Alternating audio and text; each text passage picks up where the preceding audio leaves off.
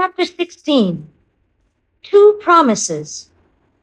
More months, to the number of 12, had come and gone, and Mr. Charles Darnay was established in England as a higher teacher of the French language who was conversant with French literature. In this age, he would have been a professor. In that age, he was a tutor. He read with young men who could find any leisure and interest for the study of a living tongue spoken all over the world, and he taste for its stores of knowledge and fancy. He could write of them, besides, in sound English, and render them into sound English. Such masters were not at that time easily found. Princes that had been and kings that were to be were not yet of the teacher class, and no ruined nobility had dropped out of Tellson's ledgers to turn cooks and carpenters.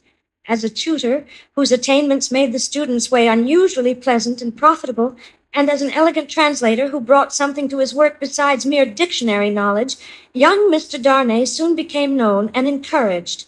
He was well acquainted, moreover, with the circumstances of his country, and those were of ever-growing interest.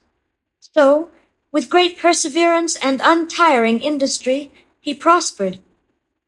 In London, he had expected neither to walk on pavements of gold, nor to lie on beds of roses. If he had had any such exalted expectation, he would not have prospered. He had expected labor, and he found it, and did it, and made the best of it. In this, his prosperity consisted.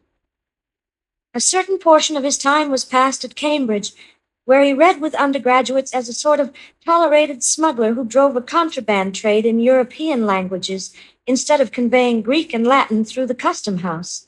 The rest of his time he passed in London. Now, from the days when it was always summer in Eden, to these days when it is mostly winter in fallen latitudes, the world of a man has invariably gone one way, Charles Darnay's way, the way of the love of a woman. He had loved Lucy Manette from the hour of his danger. He had never heard a sound so sweet and dear as the sound of her compassionate voice. He had never seen a face so tenderly beautiful as hers when it was confronted with his own on the edge of the grave that had been dug for him. But he had not yet spoken to her on the subject. The assassination at the deserted chateau far away beyond the heaving water and the long, long, dusty roads, the solid stone chateau which had itself become the mere mist of a dream, had been done a year, and he had never yet, by so much as a single spoken word, disclosed to her the state of his heart. That he had his reasons for this he knew full well. It was again a summer day when, lately arrived in London from his college occupation, he turned into the quiet corner in Soho, bent on seeking an opportunity of opening his mind to Dr. Manette. It was the close of the summer day, and he knew Lucy to be out with Miss Pross. He found the doctor reading in his armchair at a window. The energy which had at once supported him under his old sufferings and aggravated their sharpness had been gradually restored to him. He was now a very energetic man indeed, with great firmness of purpose, strength of resolution, and vigor of action. In his recovered energy he was sometimes a little fitful and sudden, as he had at first been in the exercise of his other recovered faculties, but this had never been frequently observable, and had grown more and more rare. He studied much, slept little, sustained a great deal of fatigue with ease, and was equably cheerful. To him now entered Charles Darnay, at sight of whom he laid aside his book and held out his hand. "Charles Darnay, I rejoice to see you. We have been counting on your return these 3 or 4 days past. Mr. Stryver and Sydney Carton were both here yesterday, and both made you out to be more than due." "I am obliged to them for their interest in the matter," he answered, a little coldly as to them, though very warmly as to the doctor. "Miss Manette is well," said the doctor as he stopped short, "and your return will delight us all. She has gone out on some household matters, but will soon be home." "Dr. Manette, I knew she was from home. I took the opportunity of her being from home to beg to speak to you." There was a blank silence. "Yes," said the doctor, with evident constraint. "Bring your chair here, and speak on." He complied as to the chair, but appeared to find the speaking on less easy. "I have had the happiness, Dr. Manette, of being so intimate here," so he at length began, "for some year and a half, that I hope the topic on which I am about to touch may not. He was stayed by the doctor's putting out his hand to stop him. When he had kept it so a little while, he said, drawing it back, "Is Lucy the topic?" "She is. It is hard for me to speak of her at any time. It is very hard for me to hear her spoken of in that tone of yours, Charles Darnay. It is a tone of fervent admiration, true homage, and deep love, Dr. Manette," he said deferentially. There was another blank silence before her father rejoined, "I believe it. I do you justice. I believe it." His constraint was so manifest, and it was so manifest, too, that it originated in an unwillingness to approach the subject, that Charles Darnay hesitated. "Shall I go on, sir?" Another blank. "Yes, go on." "You anticipate what I would say, though you cannot know how earnestly I say it, how earnestly I feel it, without knowing my secret heart and the hopes and fears and anxieties with which it has long been laden. Dear Dr. Manette, I love your daughter fondly, dearly, disinterestedly, devotedly. If ever there were love in the world, I love her. You have loved yourself. Let your old love speak for me." The doctor sat with his face turned away and his eyes bent on the ground. At the last words, he stretched out his hand again, hurriedly, and cried, "Why, Jack, not that, sir! Let that be! I adjure you, do not recall that!" His cry was so like a cry of actual pain that it rang in Charles Darnay's ears long after he had ceased. He motioned with the hand he had extended, and it seemed to be an appeal to Darnay to pause. The latter so received it and remained silent.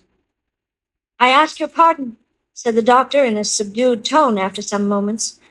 "I do not doubt your loving Lucy. You may be satisfied of it." He turned towards him in his chair, but did not look at him or raise his eyes.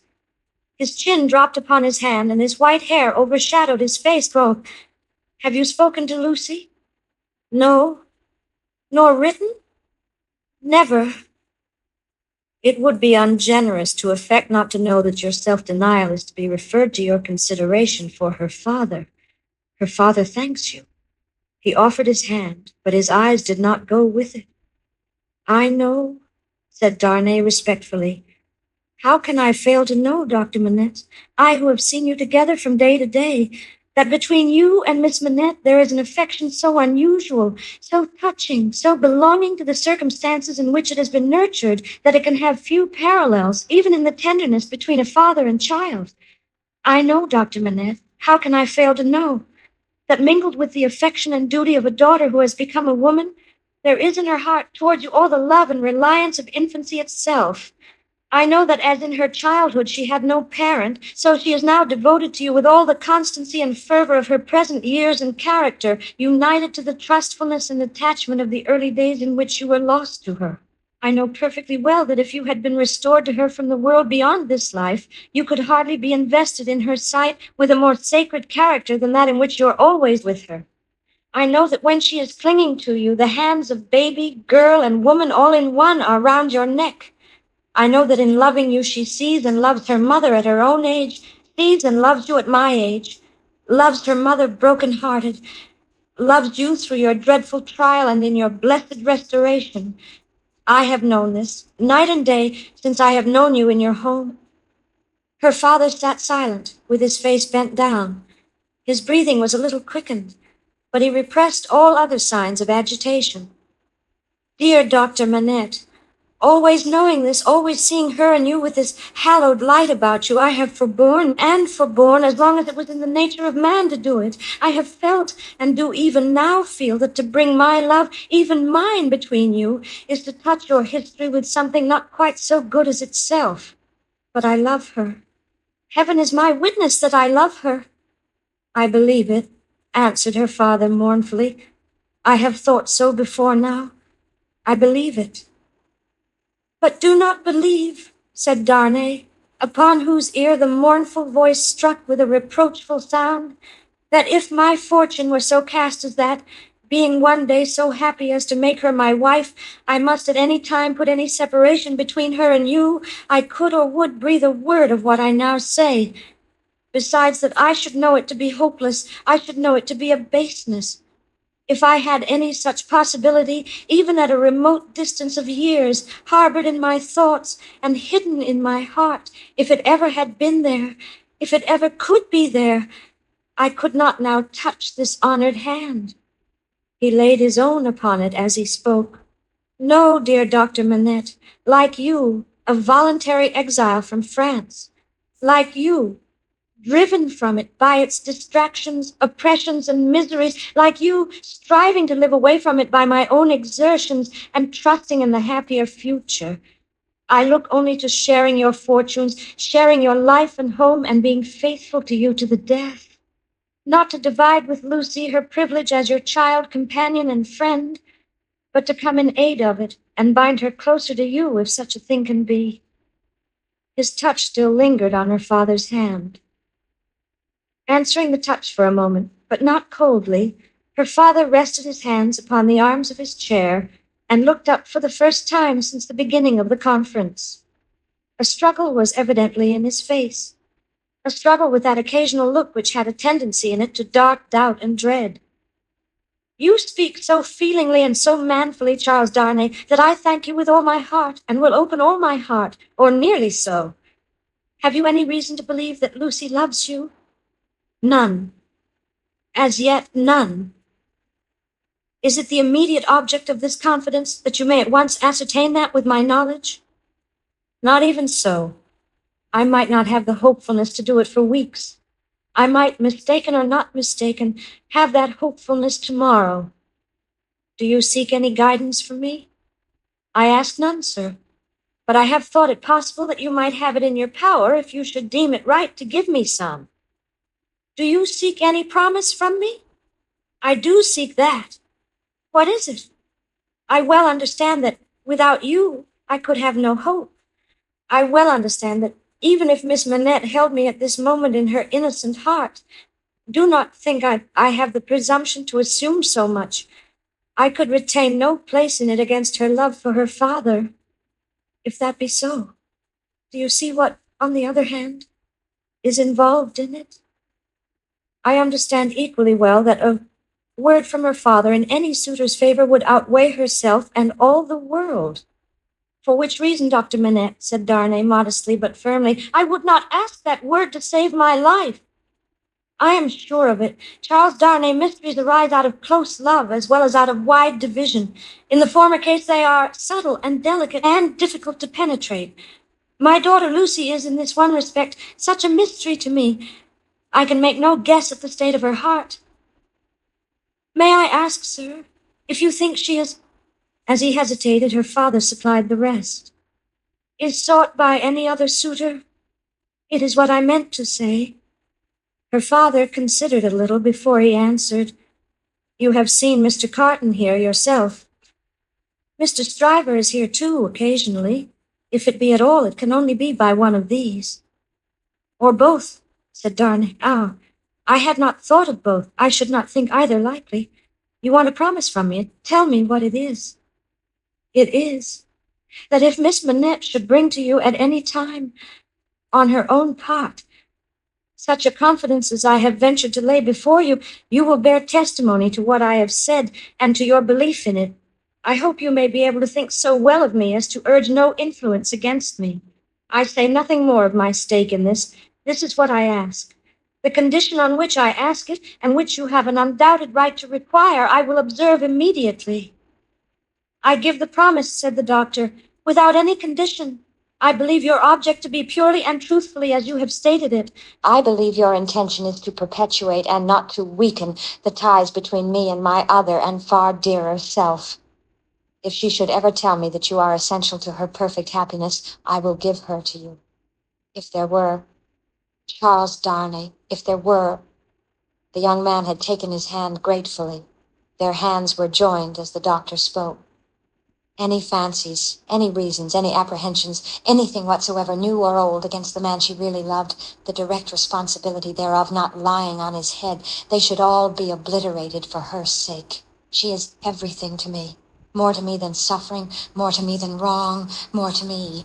Well, this is idle talk. So strange was the way in which he faded into silence, and so strange his fixed look when he had ceased to speak, that Darnay felt his own hand turn cold in the hand that slowly released and dropped it.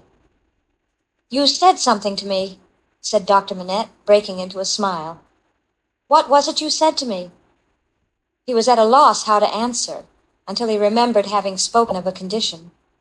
Relieved as his mind reverted to that, he answered, "Your confidence in me ought to be returned with full confidence on my part. My present name, though but slightly changed from my mother's, is not, as you will remember, my own. I wish to tell you what that is, and why I am in England." "Stop," said the doctor of Beauvais. "I wish it that I may the better deserve your confidence and have no secret from you." "Stop." For an instant, the doctor even had his two hands at his ears. For another instant, even had his two hands laid on Darnay's lips. "Tell me when I ask you. Not now. If your suit should prosper, if Lucy should love you, you shall tell me on your marriage morning. Do you promise?" "Willingly. Give me your hand. She will be home directly, and it is better she should not see us together tonight. Go. God bless you." It was dark when Charles Darnay left him, and it was an hour later, and darker when Lucy came home. She hurried into the room alone, for Miss Pross had gone straight upstairs, and was surprised to find his reading chair empty. "My father," she called to him. "Father, dear." Nothing was said in answer, but she heard a low hammering sound in his bedroom. Passing lightly across the intermediate room, she looked in at his door and came running back, frightened, crying to herself with her blood all chill, "What shall I do? What shall I do?" Her uncertainty lasted but a moment. She hurried back and tapped at his door and softly called to him. The noise ceased at the sound of her voice, and he presently came out to her, and they walked up and down together for a long time. She came down from her bed to look at him in his sleep that night. He slept heavily, and his tray of shoemaking tools and his old unfinished work were all as usual.